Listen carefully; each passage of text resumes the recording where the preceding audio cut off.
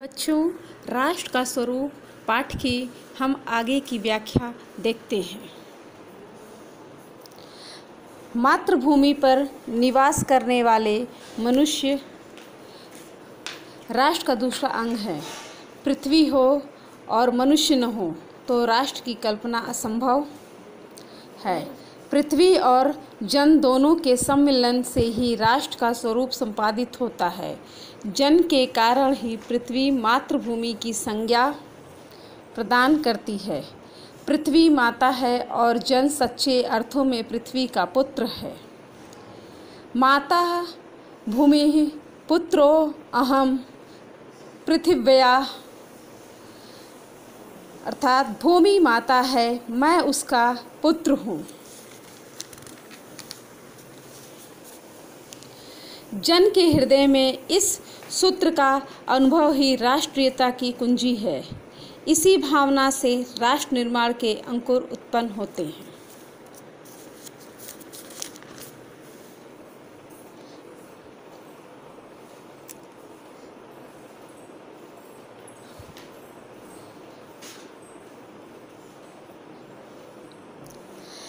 इस पैरा में लेखक ने राष्ट्र के स्वरूप पर प्रकाश डाला है।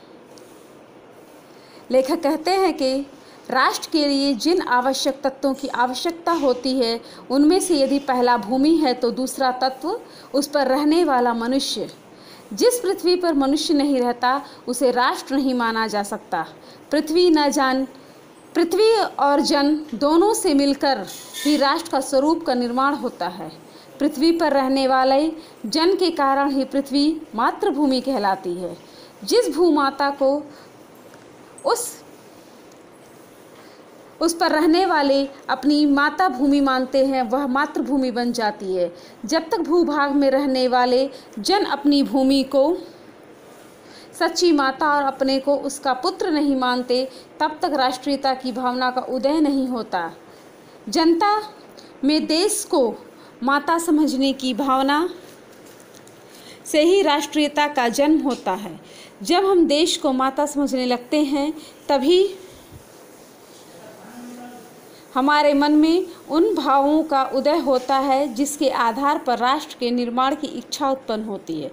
जिस राष्ट्र के नागरिक देश को अपनी माता नहीं समझते, वे उस देश के निर्माण कार्य को भी संपन्न नहीं कर सकते। बच्चों, आइए अब इस पैरा से संबंधित प्रश्नों के उत्तर देखते हैं।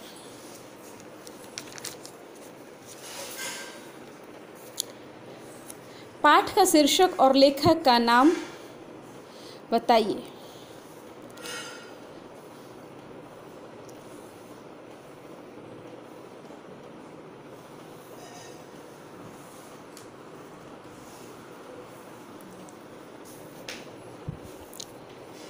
प्रस्तुत गद्यांश के पाठ का शीर्षक राष्ट्र का स्वरूप है और इसके लेखक डॉक्टर वासुदेव शरण अग्रवाल हैं।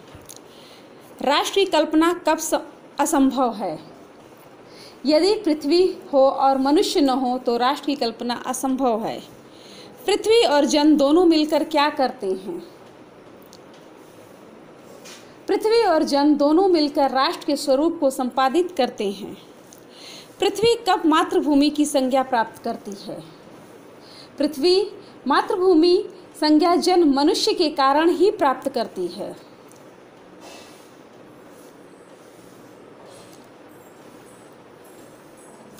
रेखांकित अंश की व्याख्या कीजिए। जिस प्रकार माता हमें जन्म देती है, पालन पोषण करती है, हमें प्यार करती है, उसी प्रकार पृथ्वी हमें अन्न देती है। इसकी धूल में हम खेल कर बड़े होते हैं, इसकी हवा में हम सांस लेते हैं। पृथ्वी एक माता के समान ही हमारा पालन पोषण करती है। अतः पृथ्वी एक माता के समान है और मनुष्य सच्चे अर्थों में पृथ्वी का पुत्र है। धन्यवाद।